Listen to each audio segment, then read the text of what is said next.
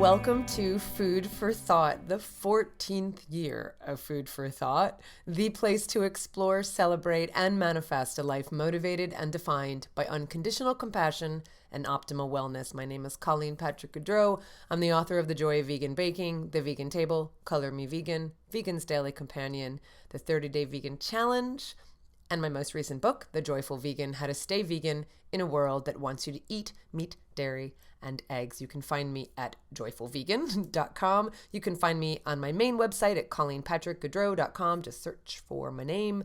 You can find me on Twitter, Instagram, and Facebook. Thank you for subscribing to Food for Thought at iTunes, Stitcher, Google Play, or wherever you listen to podcasts. And thank you for sharing it with others. I love reading your reviews. Thank you for leaving them and ratings. And thank you for supporting the podcast. Food for Thought is a 100% listener-supported podcast. So please become a supporter today at patreon.com/Colleen Patrick-Goudreau to support this work. Thank you so much in advance. Of course, as always, if you'd like to travel with me around the world, vegan style, please check out CPG Trips. That's for Colleen Patrick-Goudreau, CPG Trips, to see our current trips and join the mailing list if you'd like to be notified of future trips.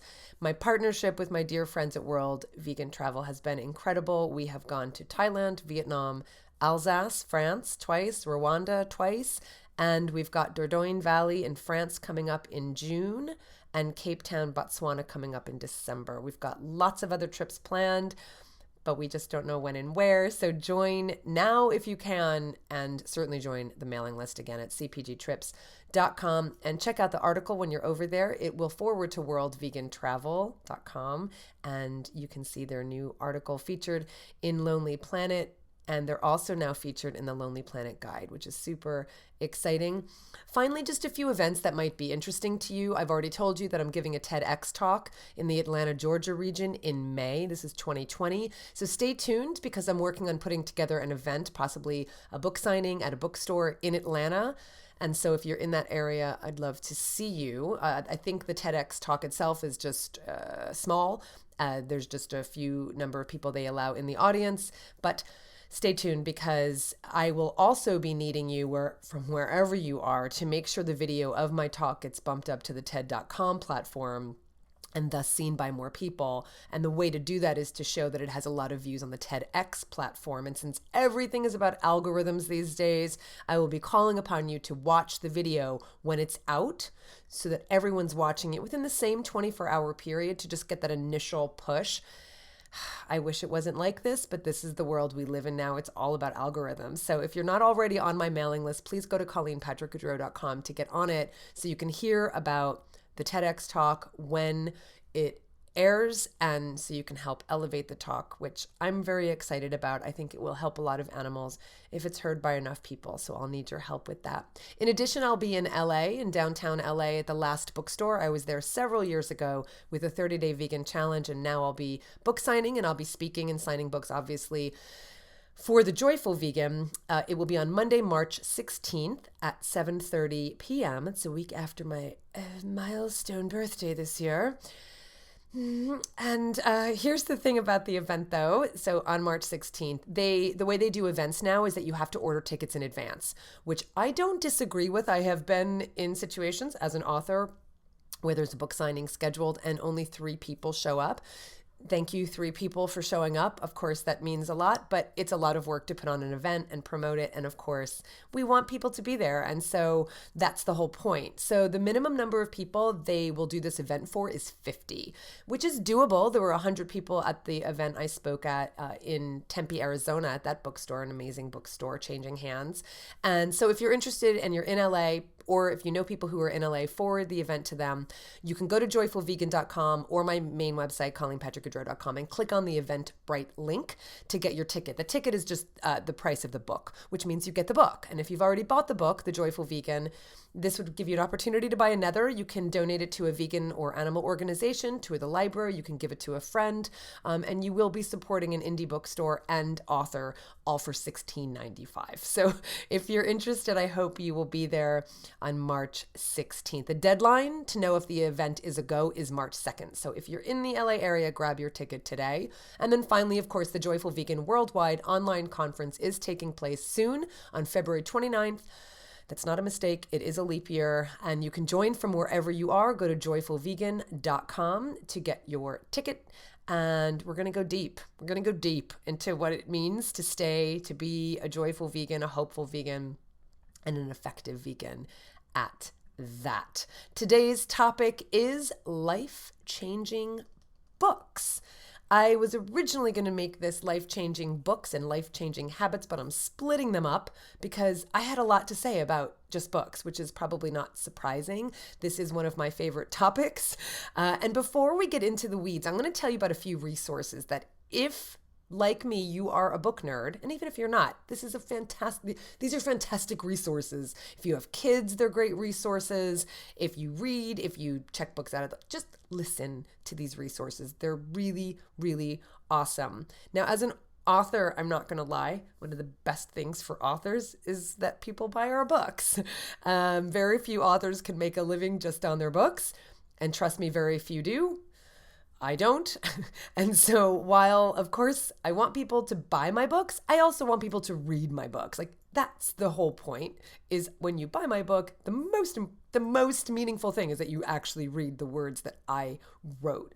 So obviously I love libraries, and libraries still do purchase the book. Like, they don't just get books from donations. They also purchase books from distributors. They're very specific library-specific distributors. So, of course, I love libraries, and they're amazing to give people the means to read books, in an affordable way, in an accessible way. And it might sound archaic that I'm talking about libraries, but they are amazing. They're an amazing resource for books, obviously, but for information. And librarians are amazing people. Like, they are the human internet. People who work in libraries love research, especially research librarians, and they love resources, especially resource librarians. So librarians are I think incredible people.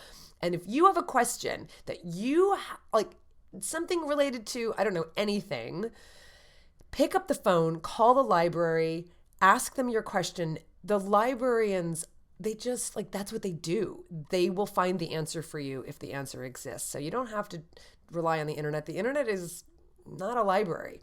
And so I really just encourage you to use the library. If you don't have a library card, get one. If you don't go to the library, that's okay, because the resources I'm about to tell you about, they will enable you to use your library card without leaving home. So get a library card, and here is why. Now, some of what I'm about to say is specific to the United States, but perhaps hearing this might inspire you to find out if these resources are available where you live. So I'm going to tell you about a few apps. Now, stick with me. If you don't want to hear about these apps, I think they're incredible, and I think a lot of people will benefit from them, but you can skip ahead, obviously, to the part where I'm talking about life-changing books. But here are some ways to access some life-changing books in addition to buying them. And again, thank you for buying my book. And of course, you don't want to buy it on Amazon. You can go to your local bookstore. You can go to indiebound.com, and you can search for an independent bookstore in your neighborhood, in your area, in your town, in your city, where the book is carried. Now, if you have a bookstore near you and they don't have the book, just tell them to carry the book. And actually, I would encourage you all to do that anyway and buy the book from them. And then, of course, thank you for everybody who's leaving a review. Like I said, it's all about algorithms. Everything is these days. Believe me, it drives me nuts because my favorite thing to do is write. And the marketing part is just so painful for me because I just want to write and share my words with you. And everything's about algorithms. So leaving reviews on Amazon, leaving reviews on Goodreads, even if you don't buy the book on Amazon, leaving a review there is so helpful. I can't even tell you how helpful it is. And so same thing with Goodreads. Those kinds of things just bump up the book so that people can find it. And thank you for that. So the first app I want to tell you about, well, I'll tell you the three apps. Well, I'm going to tell you, no, I won't. I'm going to tell you the first app. The first app is called Libby, as in library, Libby. It's an app by Overdrive. I think that was the original app, and then Libby kind of came after, but Overdrive is who creates this app called Libby. So you'll find that when you're searching. And it allows you to check out ebooks and audiobooks from your local library. How cool is that? Most local libraries have thousands of ebooks and audiobooks. And so using the Libby app, you can borrow them instantly for free. So to do so, all you need is a library card and you need the Libby app, which is free to download. And then you find your local library and you sign up. So then you just search for the book you're looking for and you can sample it and you borrow it. You can find out if it's not available. You can put it on hold and then you read the book. The app itself has a built-in ebook reader and an audiobook player, but if you prefer, you can send books to your Kindle for reading. So however you want, it's accessible in every way. And I believe there's also, I'm sounding very Apple centric here, but I know that there are, that Libby is available. I'm 99% sure that Libby is available on all platforms. So not just Apple. So you can sign into multiple libraries, which is also cool, with one or more library cards, but go download Libby in the App Store, download it to your preferred device and get reading. So Libby is the first app. Second is Hoopla. Now, I've not used this one as much as I've used Libby. I've used it mostly for audiobooks, but it's the same thing. They have free digital ebooks, audiobooks, movies, music. They have TV shows, just kind of more popular things. They have best-selling novels, blockbuster movies. So they have lots of different digital media as well. And so all you need to do, same thing, go to the App Store, search for Hoopla, and there you go.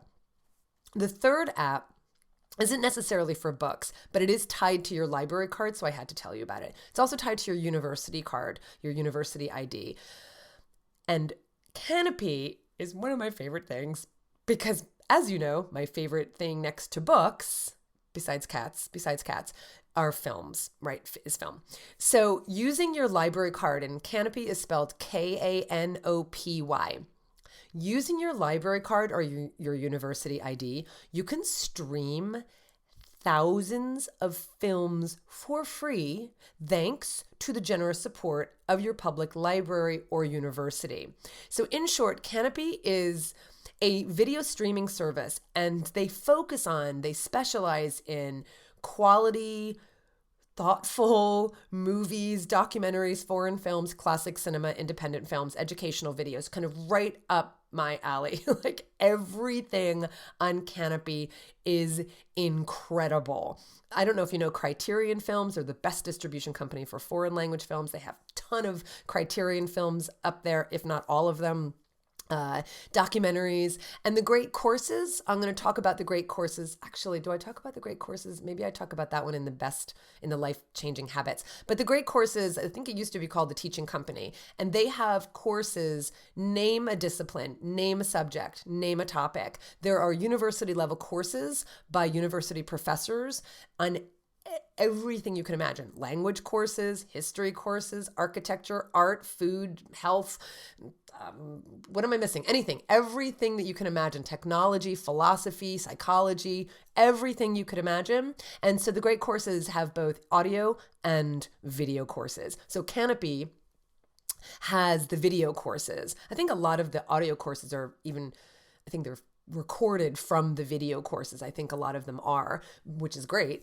And they're incredible. So that's what Canopy has. So not every city has, so here's what Canopy partners with public libraries and universities so that you can stream these films on your TV, on your mobile phone, on your tablet, wherever. Now, not every city has a partnership with Canopy, but you can easily find out. So you'll want to go to canopy.com, again, Kanopy,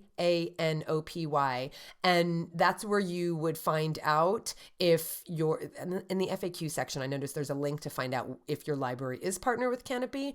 And if it's not, you can actually request it. So for instance, we signed up using Canopy. Now we use a Roku TV. We have a smart TV we finally got a few years ago because we had this little dinky TV that it was time to graduate from. So if you have an Apple TV or Samsung TV or Roku TV, you'll see that app in the list of apps, or you download it, I guess. I think it was just on there. And so It's only available through libraries. So if you are a member of a participating public library, if you have a library card, you just sign in with your library card and like a PIN and password. Now, we used my husband's for his because at the time, he has a San Francisco library card. At the time, Oakland Library didn't have Canopy, didn't have a partnership with them. Now they do.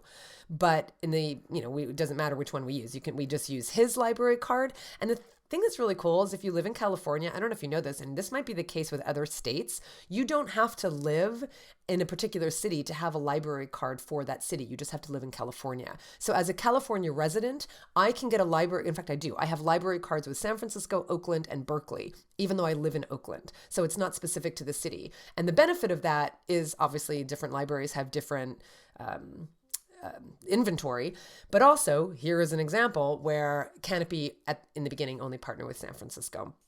So get a library card and check out any of these apps. They're so fantastic. So those are my tips from the hip. Like I could stop this episode right now and that would be just like worth its weight in gold. Like those apps are incredible. And I remember when I discovered them, for me, it was mind blowing. Maybe this doesn't blow your mind, but it blew my mind. So it should not surprise you that I'm a book nerd. I know you know I'm a book nerd. And I was reflecting recently on one of my favorite memories from childhood. And I wonder if you all know what I'm talking about here. I can still smell it now when I think about it. And that was the Scholastic Book Fair. I was calling it the Bookmobile, but that's different. I think the Bookmobiles are amazing. They still exist to bring books to remote villages and city suburbs and areas where they have no libraries. So I was racking my brain. I was thinking, I know, because I know my town that I grew up in had a library. So it couldn't have been a bookmobile, but I realized I did some searching and poking around, and it was indeed the Scholastic Book Fair.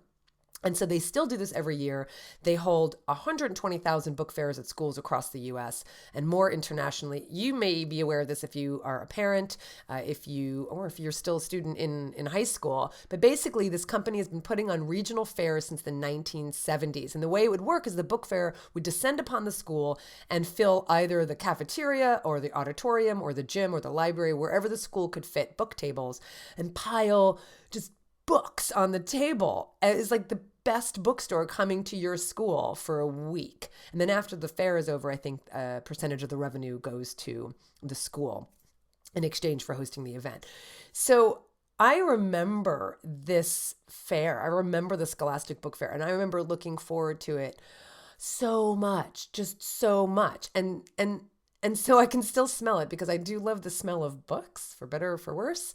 And to this day, when I walk into a bookstore, any bookstore or a library, I am just immediately swept back to the 1970s, which is when I was growing up, when the book fair came to my school. It's one of my favorite memories, one of my favorite smells. It transports me back to my childhood. Now, I have always been a reader. My parents told me that I learned to read quickly and easily, probably no more than any other kid, I'm sure. But words and language, books have always played a significant role in my life. And I did not come from a family of readers, not by a long shot. I'm not even sure my father has ever read a book from cover to cover. And, not everybody's a reader. The point is, I did not grow up in a family of readers, so where I got that from, I don't know. And my father went on to write books. So it's not that he was illiterate. He wasn't a reader. Neither of my parents were readers. My mother may have been, more of a reader if she had the time, but she was working 2 jobs raising us kids, and she wasn't a reader. Both of my parents were high school educated. My father went into the Army practically, I think the day he graduated from high school. I think he enlisted in the Army. It was during the Korean War, and he went in right away. So college was not even something he had an interest in. I'm pretty sure he barely graduated high school, and he's told me that by the skin of his teeth. My mother, again, maybe given the opportunity, she would have read more and been more scholastically inclined, but I'm not sure. She came from a working class family with limited resources and no history of education in the family. So I don't think it was on her radar either. She was working from when she was at a very young age, and she started working full time as soon as she left the house that she grew up in. And that was that. So somehow I gravitated to books. And I'm grateful for whatever bug I got that made that the case. My parents read to me and they encouraged us to read, obviously, but my sister grew up in the same family, the same time, and has no interest in reading and no interest in books, never has, never at all. Just like with my father, I don't think she's ever read a book from cover to cover. And again, she's just not a reader. That's fine. She was an athlete and she even got a scholarship to college for basketball, but that just wasn't for her. And so she didn't finish college because it just wasn't, interesting to her. So I realize not everybody is a reader, but I am. And if you are interested in books at all, and again, that could be audiobooks, could be listening to books, then this podcast is for you. If you're not interested, then you've probably stopped listening altogether. But I have always loved books, even though I struggled in my early high school years because of behavioral issues, which I shall not divulge here. I've always loved learning. I've always wanted to be better. I've always wanted to know more. I've always wanted to learn. And you have probably heard me tell you this story. I think I may have mentioned it somewhere. I'm probably revealing too much here. But I had in-school detention for 3 days, and I have a really good explanation for it. And I won't get into it here. Maybe I'll tell you another time. Maybe that should be some bonus. Maybe I'll do that as a bonus audio for supporters, for Patreon supporters. So I was in school detention for 3 days, and I was pretty happy about that. This was in high school because it meant I was able to read. And I remember reading a book on etymology, on the origins of words during that time. So books were always a great comfort to me. They were a source of power. And it's not an understatement to say I did feel pretty darn powerless when I was younger. My parents split up when I was 10. My sister was 12, and it's no exaggeration to say it was the ugliest divorce I've ever heard of. It consisted of a custody battle like nothing you've ever seen before. There was a lot of hurt, a lot of anger, a lot of resentment, a lot of fear, and a lot of loss. And books were a haven for me. They certainly helped me get through this very painful time, and they shaped who I am today. There's no doubt about it. And they continue to shape who I am. I can specifically remember some favorites when I was very young. I don't have a lot of memories from when I was super young. Very few of us do, I think. But as I was thinking, as I was writing this episode, I was thinking there are so many books that are animal related that I loved. Now, I've said a number of times, and you would have read this in the foreword of my book, The Joyful Vegan, that, of course, all of us grow up with animals as the central characters in the books we read and the books that were read to us. Most children's books use animals to teach us how to count, how to read, how to spell, how to be good, polite, social creatures. So I'm aware of that, but I was reflecting recently on my favorite books from my childhood and youth. And so it wasn't a huge surprise, but it was fun to kind of rediscover and remember some of the favorites, not just the ones that were read to me when I was young, but the ones that I read. And so a lot of them had to do with animals or people's relationship to animals. So no surprise, but still, I do remember one of my favorite books when I was super young. Do you guys remember the Richard Scarry's Best Word Book Ever? All the characters were these little anthropomorphized animals, little cats and bears and rabbits and mice and other animals as well. And I used to sit and look at this book for hours. It was not just the words I was looking at, it was the pictures and just seeing the animals and their little scenes going about their lives, shopping and eating and working and keeping house. And they've updated it since it was, I think, originally published in the 60s, maybe the 50s. And they've updated it to make it more, updated, because I think that used to be, the mother was in the kitchen, the mother bear was in the kitchen, and the papa bear was like reading the newspaper, waiting for dinner to be served, that kind of thing. So they've updated it in that way. And they have more updating to do because there are animals in zoos and circuses and on farms and in butcher shops, which is quite disturbing as you see a butcher, which is a bear, preparing steak with ham hanging behind him and a little child piggy waiting in the cart. So it's time for a new version, I think. But still, that's one of the books I loved when I was very young. It's still really nostalgic to look at it. And then as I grew older and began to read fiction, one book in particular stayed with me. It's so funny. There was a book that I had remembered reading. Like I could remember where I was sitting in the library at school. I should have called a librarian to find out what the name of this book was, because for years I racked my brain and I remembered the name after some time, but then I would search for it and I couldn't find it. And anyone I asked about it didn't know about it, didn't remember it. And so finally, I think, I don't know, several years ago on the internet, more robust, I searched for it, and indeed I found it, and it's called The Wolves of Willoughby Chase. Do you remember this book? Is this familiar to anyone? Am I the only one who read this book? It was about a couple of kids whose parents leave on a sea voyage, and so the kids are left in the care of this very cruel, horrible woman who sends them to a prison-like orphan school. Wolves are involved. I don't remember how. I don't think the wolves were painted in a very positive light. But I remember being so intrigued by the plight these children found themselves in. I probably related to it because I think, it was nice to be able to identify that other kids were going through difficult times. I'm sure because I was about probably 11, maybe 12 when I read this book. I think more like 11. And so I don't know. I remember this book. I probably won't read it again because I want to just keep my memory of it intact. You know how when you go back to something that you loved when you were young and then it ruined it because it's horrible or awful or poor quality or whatever. So I don't want to go ruin that memory.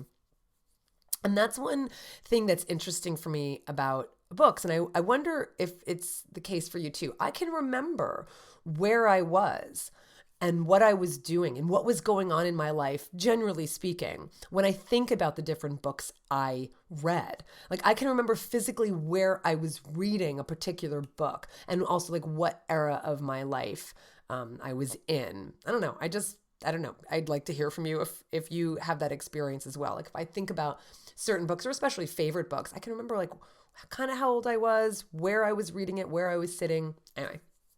Another significant book for me when I was young was The Rats of Nim. I think it was technically called Mrs. Frisby and the Rats of Nim by Robert O'Brien. What I didn't remember until recently, I didn't remember it, I looked it up, was that it involved rats who had been used in a research laboratory. It's just so weird. Like I didn't remember that part of the book. So here's the description of the book. Mrs. Frisby, a widowed mouse with 4 children, is faced with a terrible problem. She must move her family to their summer quarters immediately or face almost certain death. But her youngest son, Timothy, lies ill with pneumonia and must not be moved. Fortunately, she encounters the rats of Nim. It's NIMH, an extraordinary breed of highly intelligent creatures who come up with a brilliant solution to her dilemma, and Mrs. Frisby in turn renders them a great service. So I knew that much, like I remember like the basic idea. But what I didn't know, certainly I would never have known this when I was 10 years old, but the book was inspired by the research of this man called John Calhoun, who conducted research on mouse and rat populations at the National Institute of Mental Health from the 1940s to the 1960s. And Calhoun used white mice to study population growth and its effect on individual behavior. And so Robert O'Brien, the author, became interested in Calhoun's work and used it as the premise for his novel. There's an article about it at atlasobscura.com, but how weird is that I was reading a book that was kind of based on animal research. It was just, I don't know, weird. Another book I remember reading in school, I must have been 12 or 14. I must have been in Summit, New Jersey by then. Was Call of the Wild by none other than Jack London. Jack London is one of the most beloved figures here in Oakland. If you've ever visited Oakland or look on a map and know the layout, Jack London Square was named after him. He was born in San Francisco but raised in Oakland, and he had an incredible life. Some of which was incredible just because of circumstances, and some were because he made it incredible. When he was born, he's just got such a sad story, but he certainly didn't let it weigh him down. His mother became pregnant from her lover, and the lover just denounced her, and she was distraught, so she shot herself while she was pregnant with Jack, but she survived. And later on, Jack finds his biological father, reaches out to him, and he just completely rejects him. So that's just the beginning of his life, and there's a lot more to say. I could do an entire episode on him, and maybe someday I will. But what's significant about him for our purposes is that obviously, in addition to being, I think a very good writer and author, he was a vocal opponent of animals used in performance. And he wrote 2 novels specifically about the horrors of training animals to perform for humans. Call of the Wild was not it. The books were Jerry of the Islands and Michael, brother of Jerry. I haven't read the books yet. I did recently order them. I don't know how good they are. They were definitely written specifically for the purpose of writing about how terrible it is to train animals. But how fantastic is that? It's just a wonderful example of an artist using their fame, using their talent, their gifts to raise awareness to the public about an issue. Now, a lot of people don't know this about him, including Oakland leaders, and I've brought it to their attention several times. I want more attention brought to the fact that Jack London was a proponent of animal welfare, let's say, because he was a man of his time. He was not I'll tell you more in a second, but he was at least an opponent of animals in performance. Now, I've talked about this in an episode where I talked about the bullhook ban that was passed by the Oakland City Council a few years ago that led to the closing of Ringling Brothers Circus. Listen to that episode if you want to know how, but it quite literally did.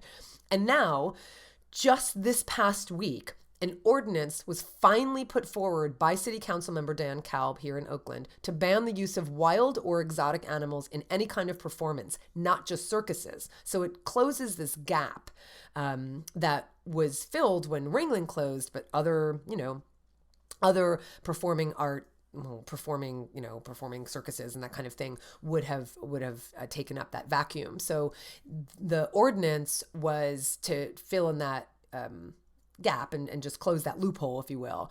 And so I went to City Hall to speak at a committee meeting made up of City Council members to urge them to pass it on to the full City Council.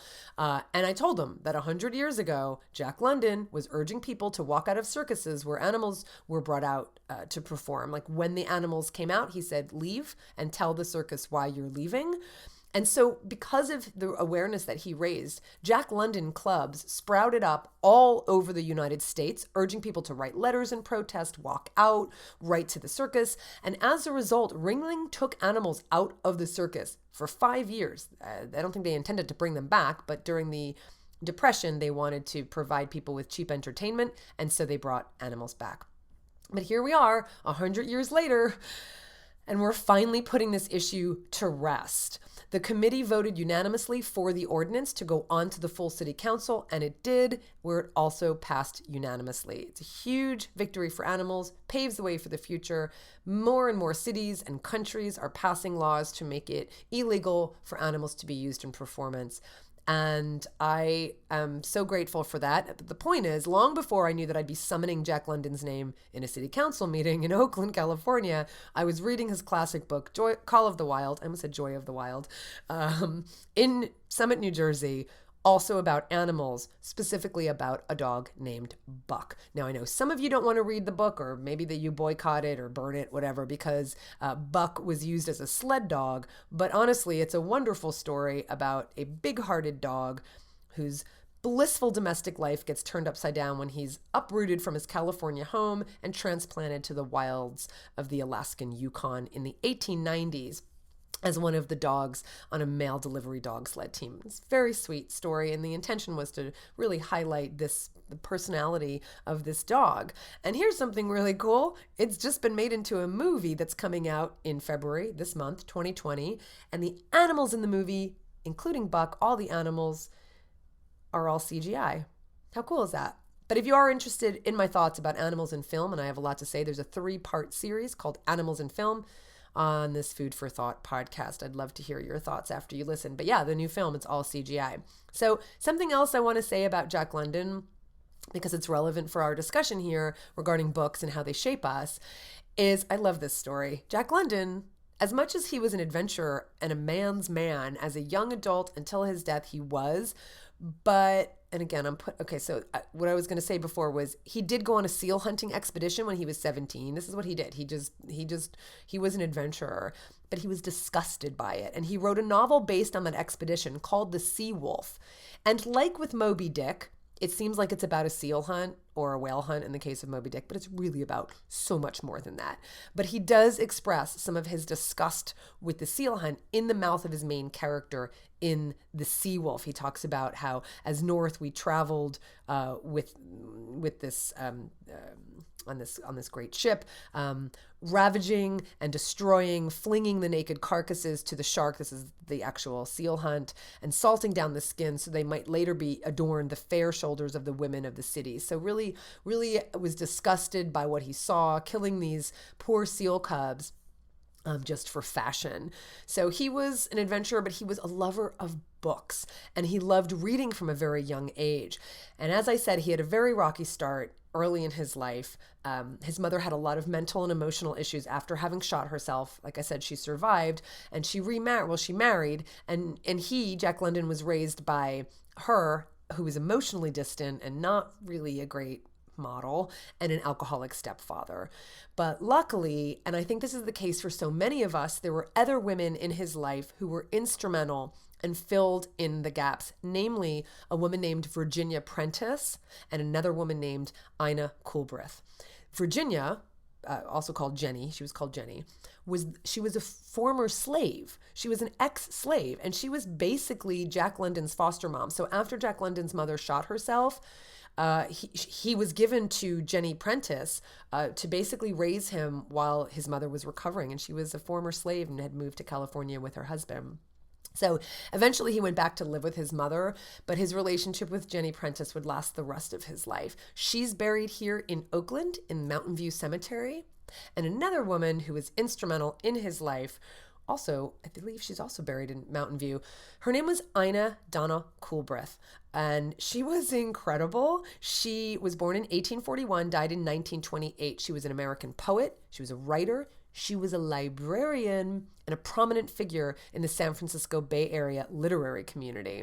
She was the first California poet laureate, not the first woman. She was the first California poet laureate and the first poet laureate of any American state. How cool is that? From Oakland. She was such an inspiration, and I encourage you to read more about her. I could talk about her for ages, but suffice it to say, she was a librarian. See what I'm doing here? See what I'm doing here? She was a librarian at the Oakland Public Library for 19 years, where in 1886, she befriended and mentored the 10-year-old Jack London, who would go to the library to read, and she guided his reading. London called her his literary mother. 20 years later, London wrote to Coolbrith to thank her.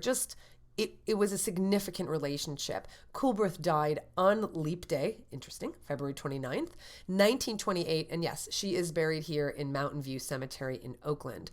Sadly, her grave was unmarked.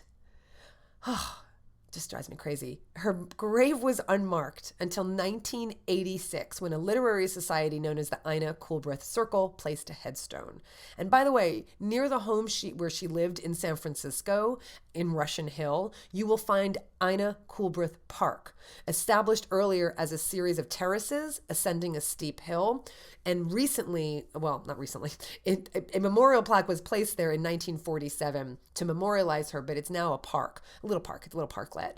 And it's really lovely, and I recommend it. So next time you come to the San Francisco Bay Area, you must visit the Mountain View Cemetery. You can see all three bridges around the Bay Area from a particular point in the cemetery. It's a gorgeous cemetery. It was designed by Frank Olmsted, who designed Central Park. A lot of famous writers are buried there, a lot of influential people, a lot of infamous and famous people, and a lot of California founders are there. It's an absolutely beautiful place. The other place you have to visit, besides Ina Coolbrith Park and Jack London Square, is, this episode is not about Jack London and the literary influences in Oakland, but it's all relevant all together.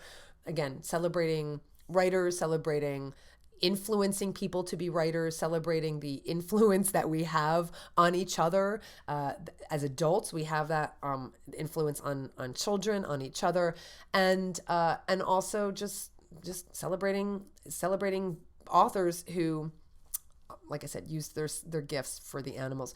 And another special place you have to visit is Jack London State Park in Glen Ellen. So you can go find out more about why It is a state park. It was basically a home that he bought for him and his wife, and it's an incredible place. He died there. It endured a terrible fire, which just destroyed his dreams, and it's an incredible place. And when I was trying to figure out where I want to celebrate with my friends, my milestone birthday this year. Oh my God, I'll just say it. So I'm celebrating my 50th birthday next month. And I want to just surround myself with very dear friends, and I want to be in a place that is meaningful for me. We decided to do it at Jack London State Park. So we're having a catered meal there with, just in this beautiful place among the oak trees, overlooking a vineyard, because that's what is there now, and in the ruins of the winery that Jack London built, and right near the house where he died, the cottage where he died. So it's very special, and that's where I'll be celebrating my birthday. But that was a book that really influenced me and stayed with me. It was Call of the Wild, and I remember that so well. Other typical ones you might remember: Wind in the Willows, Kenneth Grahame, also about animals. Lion, the Witch, and the Wardrobe, also about animals, but really more of a fable.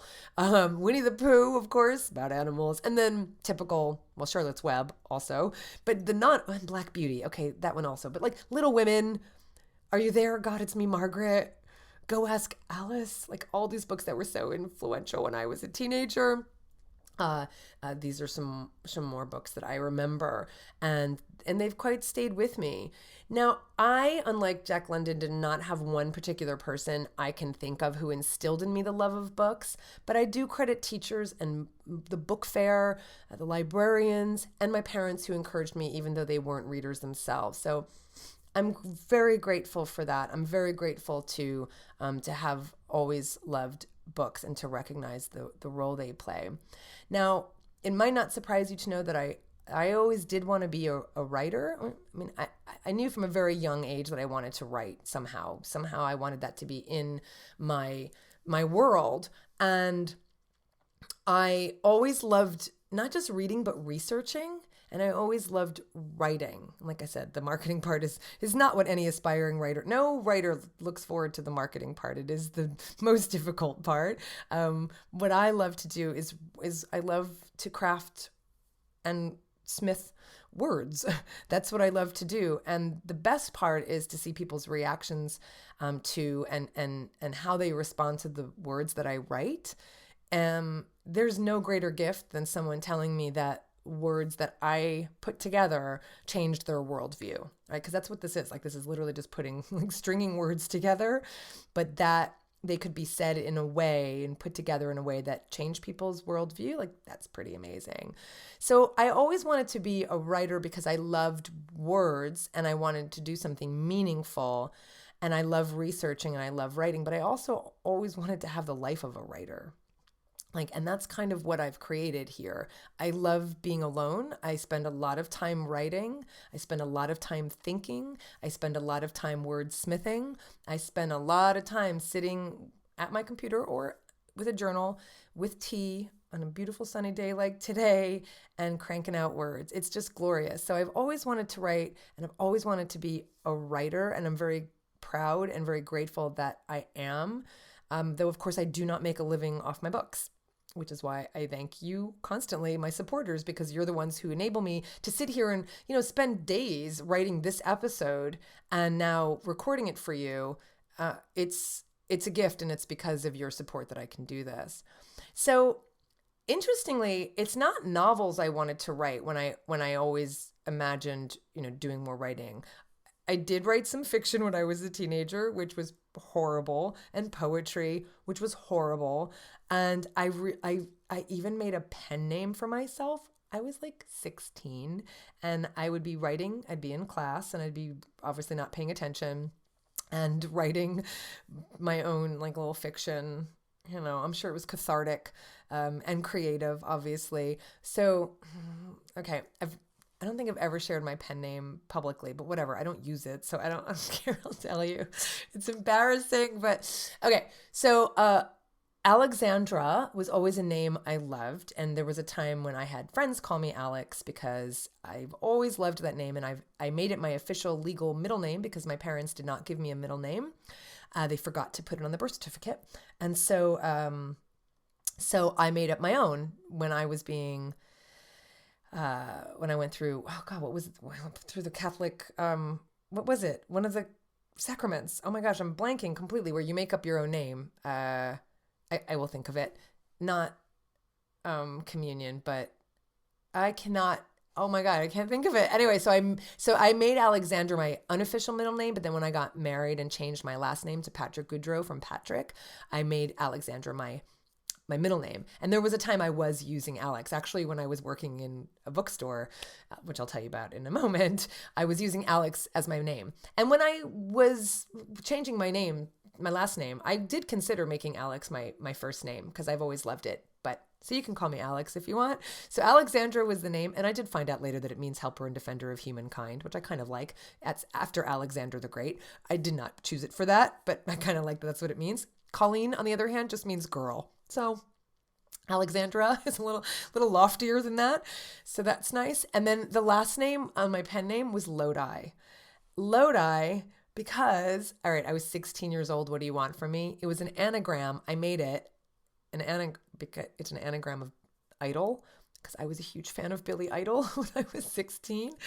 My first concert was the Thompson Twins and Berlin at the Garden State Art Center in New Jersey. But my second concert was Billy Idol. I had a huge poster of him on my bedroom wall, along with Adam Ant and the Outsiders. I also had the Outsiders.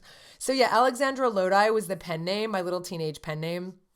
So I never thought I'd make a living as a writing. I actually still haven't figured out how to make a living as a writer, but I mean, I have, because obviously this is what we're doing here, and that's because of the support you give me, but not from the books.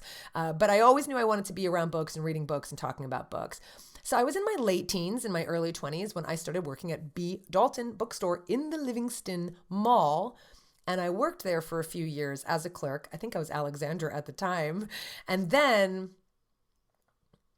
the best thing happened to me because of books, which I'll tell you about in a moment. But I want to thank you all, my supporters. I really want to send a shout out to all of you who support this podcast.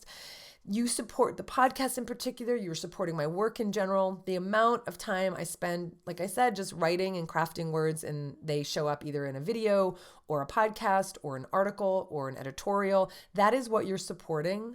And I'm very grateful. I have some new Patreon supporters, Pilar Popovici, Ashley Wallace, Carol Clayton, thank you so much. And longtime generous platinum supporters, Michal Stone, David Cabrera, and Alexander Gray. Alexander, helper and defender of humankind. And Morgan Hall, you are all amazing. If you would like to join them in supporting 14 years of podcast episodes and helping me continue for another 14, go to patreon.com/Colleen Patrick-Goudreau. There are some new perks over there as well. You can pick whichever level you want for monthly, and there are new perks. One of the goals you can see while you're over there that I'm trying to reach is one that will help me re-release the 30-Day Vegan Challenge online program and create a Spanish language version of it as well. I have people working on it right now, translating the whole online program. It's huge. So if you become a supporter, that's one of the things you can help me do. And you can see that if we reach that goal, that's it. That's done. I can do this. Unlike other programs out there like Veganuary, they have a full-time fundraising team, they have a full-time team, marketing, writing, creating. It's just me over here doing this. And so everything I do, I rely on you to help me so that I can just get more information out there to help create a compassionate world. So thank you so much, everybody, for supporting the work that I'm doing. Patreon.com/my name, not Alexandra Lodi, Colleen Patrick-Goudreau. So I graduated with my bachelor's degree in English literature, you know that. And I continued on with a master's because I envisioned that I would be teaching and writing. But I got jaded in grad school, and I'm glad I did, because I wanted to write what I wanted to write about, not just write these conference papers on some angle of literature that hadn't been thought of before just to get published and just to get on the conference circuit. It just was the opposite of what I wanted to do. And so I finished with a master's. But while I was working on my master's, I had started working I stopped working at B. Dalton. I was working at Barnes & Noble. So many of you have heard that story. When I was working at Barnes & Noble, I met David, my husband.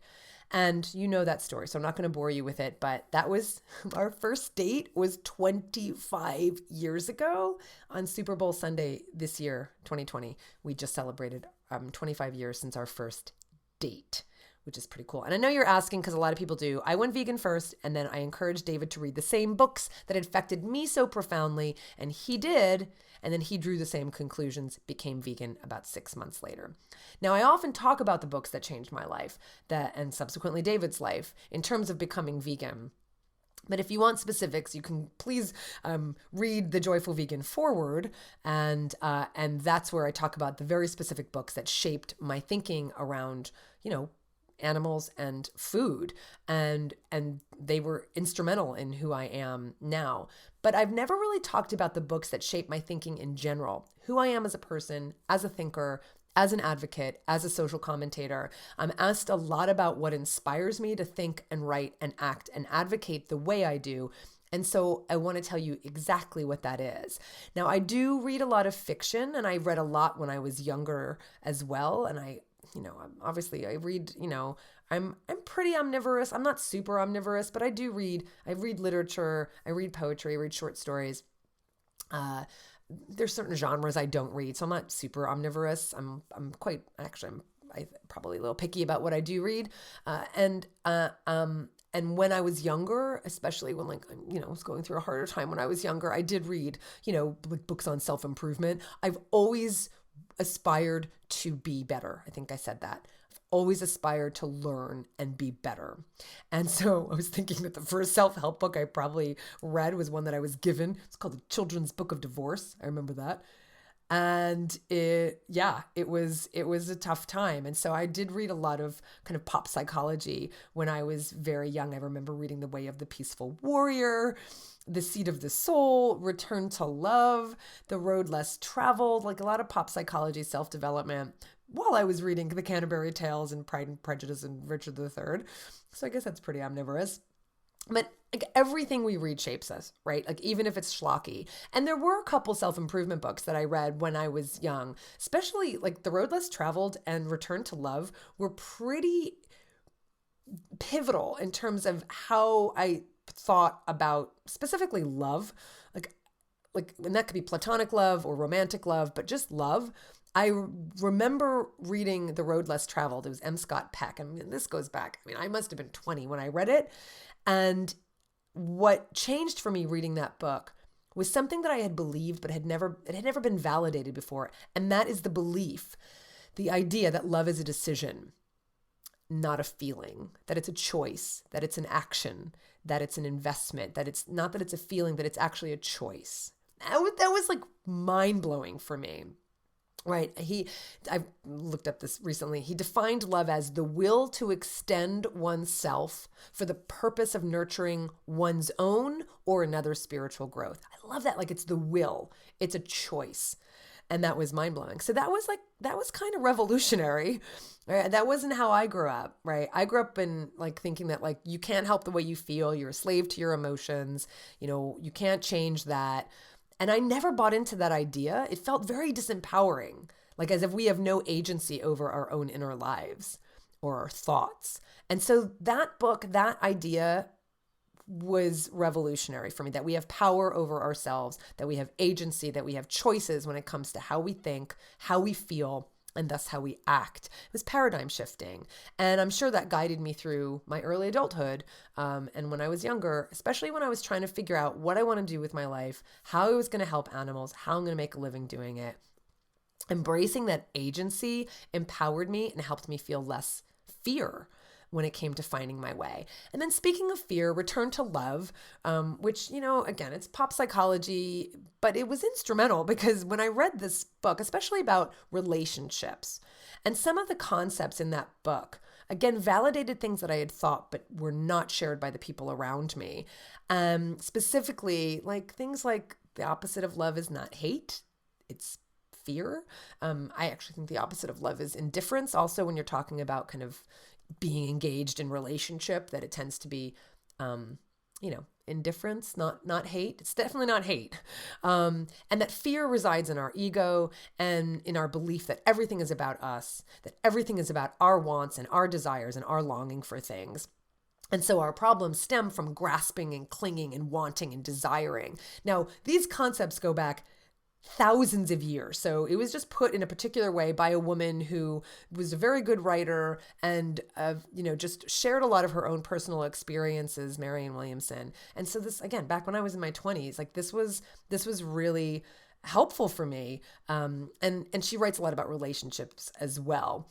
And so the idea that one of the gifts that came from that was that even if I was certain that someone had wronged me, that it wasn't that they wronged me that was the problem. It was that I perceived that wrong had been done and then acted accordingly. It wasn't that I was wrong that was the problem. It was that I felt wrong. This is very instrumental in my thinking, and it has a lot to do with some of the principles I'm going to talk about when I get to some other books. But it was absolutely life-changing to understand that my perception of what happens or happened, right, was shaping the state of my relationships, not what actually happened. Like that everything is about my perception, that it's about how I react to things. It's about how I respond to everything that happens in the world, not that what happens in the world, right? That again, and it's about having agency. So to see relationships through this lens was also very empowering and very healing. And so those are the main ones that I can think of when I think of like early kind of, self-improvement books that shaped my thinking and definitely informed to this day. And that's why it was so incredible that I found the books that I did find that are part of my daily practice. And because those books just kind of planted the seed for it. And then I found these other ones that are so beautiful and so incredible and so powerful that they shape me every day. And so, like I said, there have been many works of fiction that got deep into my bones and that mean a lot to me, but also nonfiction. And so I want to share with you something that if you're looking for a gift for someone, something really special, someone who's a reader in your life or for yourself, I got a gift for David several years ago. A friend of mine had it and I totally stole the idea. So I was like, where did you get that? That's incredible. So basically it's called idealbookshelf.com. And you basically get a custom print of a bookshelf of your favorite books, and they mat it and frame it. Now she has like mugs and cards and those kinds of things as well, but I got it as a print. And you can get 10 books on the print. You can get 5, 20. So they're basically, it's like a little bookshelf. And so you see the spine of the books and you tell the artist what your favorite books are. And I even kind of directed her to the favorite editions of certain books, and she paints them and creates a print. Or she paints the spines, and then I think she kind of copies whatever. But anyway, it's either a print or a painting, and it's a great gift. So the more books you put on the shelf, the more expensive it is. So I picked, I think, 10. I did pick 10, 5 of David's favorites and 5 of my favorites, so we could both have our own little bookshelf together. And some of them luckily overlapped, so it made it easier. when we were limited to 10, it made it easier. So I included a photo of it on the page for today's episode.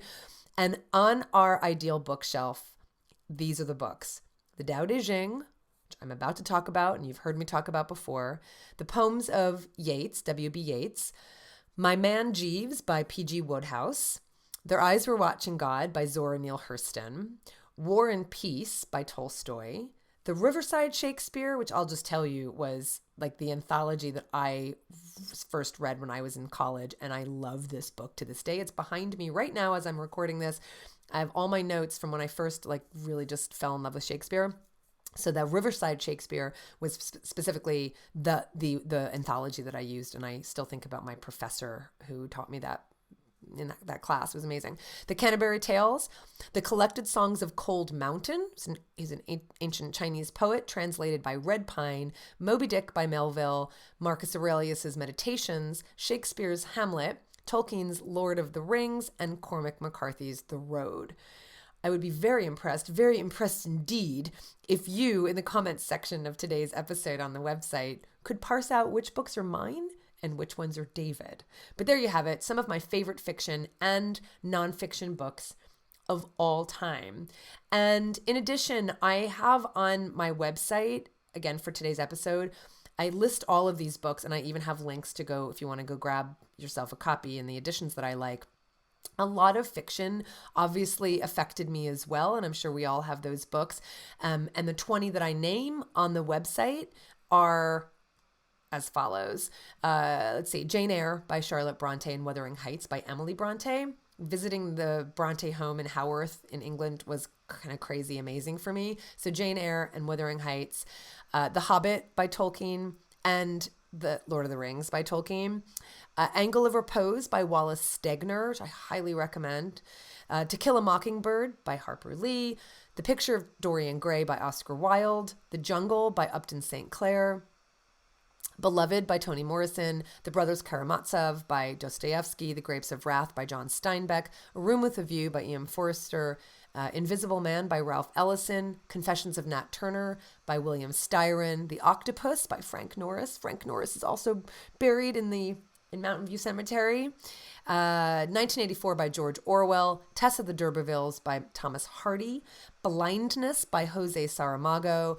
Paradise Lost by John Milton. The Metamorphosis by Franz Kafka. And Frankenstein by Mary Shelley. And I will tell you more about, it was so incredible. When we were in Switzerland over winter, we went and saw the villa where Mary Shelley and Percy Shelley and Lord Byron were when they created the contest that basically was the inspiration for her writing Frankenstein. So it was pretty cool to be in that space. And then we have nonfiction, and specifically a book that came into my life about 12 years ago, maybe around there, that utterly rocked my world, and that was the Tao Te Ching. You've heard me mention this book here and there. I've given this book to all of my friends. I just buy a bunch. Like, I always have copies on hand to just hand to people because I think it's the most incredible book. For those who are not aware of this book, it's called the Tao Te Ching. It could be D, it's Chinese spelling, D-A-O or T-A-O. And then the second word is T-E and then C-H-I-N-G, Tao Te Ching. And if you're looking for the best translation, and my favorite translation, I would recommend the one by Stephen Mitchell. There are literally thousands of translations of this book. And while I don't know the ancient Chinese language to say anything about the accuracy of the translation, I can say that I've read a few different translations, and this one is by far my favorite. And David's as well, for what it's worth. So the Tao Te Ching was written about 2,000 years ago and is attributed to a man named Lao Tzu. Now, not a lot is known about Lao Tzu except, there's a lot of legend around him, but there's not a lot known about him. Let me read you the description on the back of Mitchell's book to just give you an idea of what the book is about. Lao Tzu's Tao Te Ching, or Book of the Way, is the classic manual on the art of living. Which is needed, which we all need, right? We all need a manual on the art of living, and one of the wonders of the world. In 81 brief chapters, the Tao Te Ching looks at the basic predicament of being alive and gives advice that imparts balance and perspective, a serene and generous spirit. The book is about wisdom in action. It teaches how to work for the good with the effortless skill that comes from being in accord with the Tao, the basic principle of the universe, and applies equally to good government and sexual love, to child rearing, business, and ecology. Now, I really do feel that this book is the best manual for living ever written, or at least that I have read, and I stand by that. I think it's incredible. It's concise, it's short, there are 81 chapters, but every chapter is very short. I mean, some are just a few lines. And to be that concise for such a huge topic, the huge topic of the human condition, which is pretty massive, it just beautifully and succinctly nails it every single time. Now, a couple years ago, I took on the task of memorizing the book. I am about a quarter to 2/3 of the way through, and I hope to have it memorized completely over the next year or two. That is my goal, though right now I'm focusing on memorizing my TEDx talk. But yeah, like it's been really enriching and meaningful to memorize this book. I'm going to talk about life-changing habits when I do that episode, but memorizing things, poetry, verses that you love, passages you love from whatever books you love. It's been really meaningful. You have a very different experience with the text when you start to memorize it than when you're just glossing over it and reading it. And so it's been really lovely, and I love it. And one of the things I love so much about the Tao is its emphasis on just letting go, kind of going back to what I was saying before, not grasping, not clinging, hoping and wanting, right? Those are all the things that, at least in my experience, and this is why this book resonates with me so much, is really the source of all just angst. It's just the source of all stress. It's the source of all unhappiness. It's the source of just dissatisfaction, is wanting, is desiring, is hoping, is clinging, is wanting. And this concept of letting go of grasping and clinging has often been criticized by critics of the Tao for seeming to encourage being lazy or complacent, but it could not be further from the truth. It's a very active principle to live by. The principle of knowing that you don't control the universe is actually not disempowering. It's very empowering, and it's dynamic, if not a little bit challenging, especially for control freaks like me. So let me just read you a few passages. This first one would be very familiar to you. You would have heard variations of it. And I've probably said it about 1,000,000 times. David and I just walk around. We just like the things that happen in our lives, and we'll just like quote the Tao, and it because it's just so relevant to every situation. So fill your bowl to the brim, and it will spill. Keep sharpening your knife, and it will blunt. Chase after money and security, and your heart will never unclench. Care about people's approval, and you will be their prisoner. Do your work, then step back. The only path to serenity. I mean, I can't tell you how many times I've said that. You could say it in 1,000,000 different ways, but that is it. Do your work, then step back. The only path to serenity. This one's from chapter 10. I love this one because it starts with questions. And because it's such a challenge, all these questions, the questions that he's at. And my answer is usually no. So, can you coax your mind from its wandering and keep to the original oneness? And I'm like, no, that's hard. Can you let your body become supple as a newborn child's? That's also hard, just relaxing and letting go. Can you cleanse your inner vision until you see nothing but the light? Nope, that's also really tough. Can you love people and lead them without imposing your will? Holy moly, is that hard? Can you deal with the most vital matters by letting events take their course? Not for control freaks like me. Nope, that's really hard. Right? Like, so this is just like the engagement I have with the text. When I'm reading it, I'm like, oh, it's so hard. Can you step back from your own mind and thus understand all things? Giving birth and nourishing, having without possessing, acting with no expectations, leading and not trying to control. This is the supreme virtue. I've got so much work to do. And then another one I love because it's seemingly paradoxical. There's a lot of paradoxes in the book. Success is as dangerous as failure. Hope is as hollow as fear. What does it mean that success is as dangerous as failure? Whether you go up the ladder or down it, your position is shaky. When you stand with your 2 feet on the ground, you will always keep your balance. What does it mean that hope is as hollow as fear?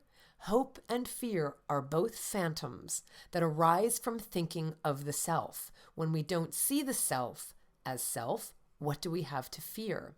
See the world as yourself. Have faith in the way things are. Love the world as yourself. Then you can care for all things. And then the last one, I'm not going to recite the whole book. I could just recite the whole book to you. The last one is chapter 31. I love this too. It's really beautiful. Weapons are the tools of violence. All decent men detest them. Weapons are the tools of fear. A decent man will avoid them, except in the direst necessity, and if compelled will use them only with the utmost restraint. Peace is his highest value. If the peace has been shattered, how can he be content? His enemies are not demons, but human beings like himself. He doesn't wish them personal harm, nor does he rejoice in victory. How could he rejoice in victory and delight in the slaughter of men? He enters a battle gravely, with sorrow and with great compassion, as if he were attending a funeral. Now, you can, of course, take these literally. You can take them metaphorically. You will have your own experience and your own engagement with the text, and I encourage you to do so. I go back to it again and again and again and again. I read it every day, and it's one of the reasons I've been memorizing it. And I'll tell you, it's been really interesting. I would say this about any memorization, whatever you decide to memorize. But at night, when there are times that I'm having difficulty falling asleep, I will just recite one of the passages that I've memorized, and I swear I'm asleep before I know it. It helps every time, just kind of that rhythmic repetition in your mind that you're just reciting, as opposed to letting your mind float into all the different things we could go crazy over. It's been really helpful even just for that. So I just find it to be so incredible and truly a manual for living. At least it has been for me. And this is my podcast, so I'm telling you what life-changing books I have experienced. You may have your own, but here's just some that I find really meaningful. Now, of course, in the battle analogy, I love that one because most of us will never be in an actual battle on a battlefield, but I think we can all relate to taking up a cause and fighting for it, in which there are inevitable winners and losers, or I think I would prefer to say there are inevitable wins and losses. And I love holding to the concept of not gloating when you win, not wishing your opponent harm, not going into conflict with bloodlust, but rather with humility. I just love that. So as was written in the summary of the book, the Tao Te Ching is an incredible manual for living, whoever you are, wherever you are, whatever you do. But I will say that Lao Tzu does spend a lot of time talking about what it means to be a good leader and offers what he thinks are the best characteristics of a good leader and what those characteristics are that makes you a poor leader. Now, whether or not you run a company, it doesn't matter. Whatever your circumstances, there's a way you can find a way to apply them. And I will tell you that I have used this book as a guide in my life for the last 10 years. And it came in handy, in particular during a very difficult time about, gosh, is it almost 10 years? No, it's 8 years ago. It was a very difficult time, so I cannot recommend this book highly enough, and it continues to shape my thinking and inform my behavior every day. David is also a reader of the Tao, as I said. He is also a fellow follower of its tenets, and there are plenty of nights we just sit around talking about the precepts in the Tao and how powerful they are and how poignant and how timeless they are, and also of how similar Taoism is to another philosophy I follow, and that is Stoicism. This is a philosophy that David had read a lot about in the past. David reads a lot of philosophy. And I finally decided a few years ago to see what this is all about, and it too rocked my world. So speaking of a model for good living and effective leadership, and I'm not just talking about my husband, although he is an incredible model for living and being an effective leader, but I digress. Marcus Aurelius's book, Meditations, came into my life several years ago, but it didn't sink into my bones until recently when I said, I really wanted to know what this was all about. Now, if you don't know who Marcus Aurelius is, he was the emperor of Rome from 161 until his death in 180. He was born in, I think, 121. So he became emperor when he was 40. He was actually already Caesar before then, in that he was already the heir. But he didn't become emperor until 161. He was also a Stoic philosopher. Now, to be a philosopher in ancient times didn't mean that you wrote treatises and had students and you had a school and you didn't do anything but contemplate the meaning of life all day long. To be a philosopher in Marcus Aurelius's time meant committing to living an ethical, virtuous life and a thinking life, an inner life. Marcus had many older men in his life acting as teachers and inspiration as guides, both to help him navigate the political realm he was thrust into, as well as the ethical and inner realm he chose to prioritize. Now, whether or not you go on to read more about Marcus Aurelius, and I think you should, remember this, that he wrote Meditations, and that he is considered one of the 5 good emperors. There's Nerva, Trajan, Hadrian. You would have heard of some of these names because I name all of my deer after Roman and Greek figures, and I would never name my deer after the horrible emperors, and there were plenty. But there are 5 emperors that are considered the good emperors, and that's Nerva, Trajan, Hadrian, Antoninus Pius, and Marcus Aurelius. And the last emperor, he was the last emperor of what's called the Pax Romana, which was an age of relative peace and stability in the Roman Empire. After he died, he passed the emperorship to his son, Commodus, which if you've ever seen the movie Gladiator, you know that didn't go so well. So if you actually watch that movie, Marcus Aurelius is in the movie because Commodus, it's all about, Commodus was this, he was just a bit of a, God, he thought he was like a god. And he was the only emperor ever known to actually fight in the gladiatorial games. He was a bit of a wackadoodle and a horrible tyrant. And you'll see that in the Gladiator, and it's not very far from what was true. Joaquin Phoenix plays Commodus in it. But it's a really great example, I think. I like this as an example because it's a perfect example of how Marcus Aurelius was so wise and so careful and thoughtful in so many areas of his life, but he completely missed the mark when it came to his son Commodus. It just goes to show how even the most well-intentioned people can have blind spots. And as much as I'd like to devote an entire episode to Marcus Aurelius, I will contain myself. But his book in particular, Stoicism in general, but his book in particular, is as influential to me as the Tao Te Ching is. And if you're going to get a copy, and I highly recommend you do, I recommend the version translated by Gregory Hayes. I have links, I will say this again and again, to all of these books that I'm mentioning on the page for today's website at ColleenPatrick-Goudreau.com. I have lots of links for you, so you don't have to sit there writing everything down, although if you are a supporter, you will get this transcript. So what is the big deal about Stoicism in general and Marcus Aurelius in particular? Well, Stoicism was an ancient Greek school of philosophy founded in Athens by Zeno.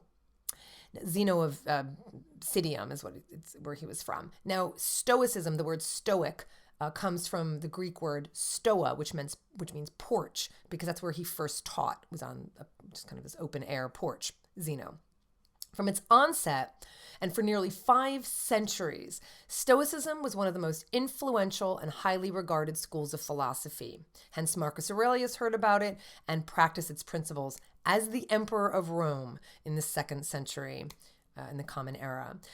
It was one of the most popular civic disciplines in the West. It was practiced by the rich and the poor, the powerful and the sufferer alike in the pursuit of the good life, the right life, the virtuous life. The best way I can sum up Stoicism is to say that it teaches how to keep a calm and rational mind no matter what happens to you, no matter what happens in the world, and it helps you understand and focus on what you can control and not worry about what you can't control, except that you cannot control pretty much mostly everything. And that's really like the main tenet.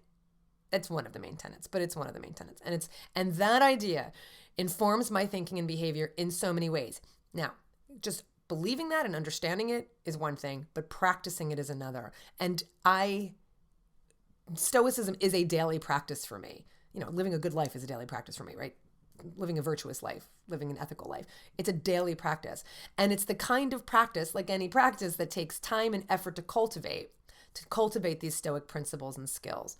And I will never accomplish them. I will never be done. I will be aspiring to live as a good Stoic, as a good person for the rest of my life. And in fact, in the next episode, I will be talking about life-changing habits that I incorporate into my daily routine. And some of them are Stoic practices. So if you're interested, check out that episode. I will be recording it soon. One of the things I love about Stoicism, and I've said the word a couple times, is its emphasis on virtue, on just being a good person.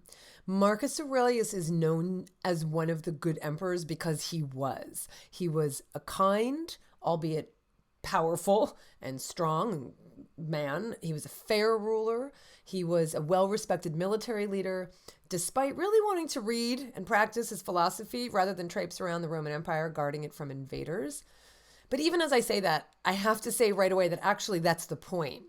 Practicing Stoicism means understanding what your role is in life and giving it your all, doing the best you can in the circumstances you're in. For Marcus, it was being emperor, even though that was not what he would have chosen for himself. And the other point is, living is philosophy. There isn't a difference between who we are and what we do and what we believe. Like, our lives are our philosophy. How we live our lives, what kind of people we are, how we treat someone else, how we regard someone else, how we respond and react to everything that happens in this world.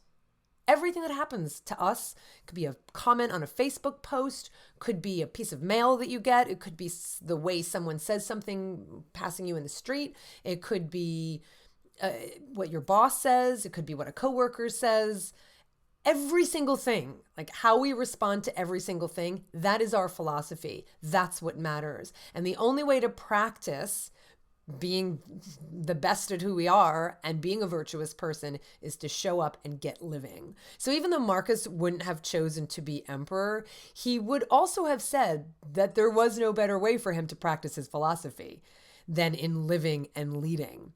In that way, he was able to practice and cultivate his principles. If he didn't have these challenges that he faced as the emperor of the Roman Empire, he would never have been able to practice and cultivate those principles. So as I've already alluded to, one of the main tenets of Stoicism is knowing what you can control and what you can't. And it reminds me of the serenity prayer of the 12-step programs, right? Asking for the wisdom to know the difference between what I can control and what I can't. It's like basically it. Knowing what's mine, knowing what's not mine. You've heard me say this a lot, knowing where we end and another person begins, right? Just knowing that there's nothing else to control in this world but ourselves is a huge tenet of Stoicism. Also, turning obstacles into opportunities. Always keeping in mind that life is short and that you're going to die. Memento mori, that's Latin for remember you are going to die. Remember you will die is a major tenet also in Stoicism. So much so that you embrace living. Like, it's not that you dwell on death and get depressed. It's that you embrace life by being aware that you're going to die. Amor fati, which is the love of fate. In other words, embracing everything that happens because it's our reaction to what happens that makes us who we are. Use everything. Be an eternal student. Never stop learning. So much more. The reason we even know anything about Stoicism and can turn to it even today, thank goodness, is because, against the odds, some documents from Stoic teachers and practitioners have amazingly survived from 3 of Stoic's principal leaders. The most famous Stoic is probably Marcus Aurelius. And like I said, his book is Meditations, which he wrote as a journal to himself. Journaling is a big part of Stoicism. It's something that a lot of Seneca talks about, Marcus Aurelius did. And so Meditations is really like this very unique book. There's no other book like it. People didn't know what to do with it when they first discovered it. Over the centuries, people haven't known what to do with this book because it's written. Marcus Aurelius is basically writing it to himself in like, telling him how to behave, and it's reminders. It's his journal of how to behave and how to respond and how to live a good life. And so Meditations is very unique, and he's probably the most famous Stoic. Epictetus, Marcus would have learned from Epictetus. He has an incredible story. He was born a slave, and then he was given his freedom, after which time he founded his own school and taught many of Rome's greatest minds. So again, remember, Stoicism is an ancient Greek philosophy, but a lot of the Romans just fell in love with it and practiced it. Not all Romans. Some criticized Marcus for being a Stoic, but a lot of Romans really took to it. And so Epictetus founded a school in Rome and Marcus Aurelius would have benefited from the teachings of Epictetus in his time. Epictetus never wrote down anything himself, but luckily his teachings were written down by one of his students, Arrian, Arrian. And so we have discourses and we have Enchiridion. The Enchiridion often gets translated to handbook. It literally means ready at hand. It's a handbook. Ready at hand is what it means. And it's fantastic. And also discourses is another. I've included a link to his collected works on the page for today's podcast on the website. Seneca is also pretty famous today. I think most people know his name. He was definitely famous in his time. He was a tutor and advisor to Nero, who was not one of the good emperors. He was the Roman emperor who later forced Seneca to commit suicide. And there's much to say about Seneca, just really hoping he could help this tyrant, Nero, and kind of backfired in his face. And he did commit suicide. Seneca did. So many of his personal letters survived, luckily, and they serve as a great source of Stoic philosophy. So I recommend his Letters from a Stoic, they're fantastic. And I've included a link to that on my website as well. Now, if you're at all interested, I highly recommend getting yourself copies of these books, and at least Marcus Aurelius's, which is so accessible and poignant even 2,000 years later, beautifully written. To me, it is one of the greatest books ever written. And as I said, it's really the only book of its kind. The private thoughts of the most powerful man in the world, admonishing himself on how to be better, how to be a better leader, how to be a better person, how to be a wiser person, how to be more self-disciplined. It's about him trying to be self-actualized and humble and adhere to his ethics. If you are not changed by this book, I don't know what to say. Like, just if you don't think you can make changes in your life wherever you are, this is the emperor of the Roman Empire who was tasking himself to be a better person. If you are interested in reading more about Marcus Aurelius and specifically meditations, I really recommend The Inner Citadel by Patrick-Goudreau. He's a French writer. It's translated, and you can find The Inner Citadel. Also, I've created a link to that. So here are just a few aphorisms. I mean, I'm reluctant almost to give some of these aphorisms because I don't want it to sound like just go to the internet and find some pithy quotes, because it's worth reading these whole passages. I have whole passages written out from meditations, and they're just powerful. But here are just a few.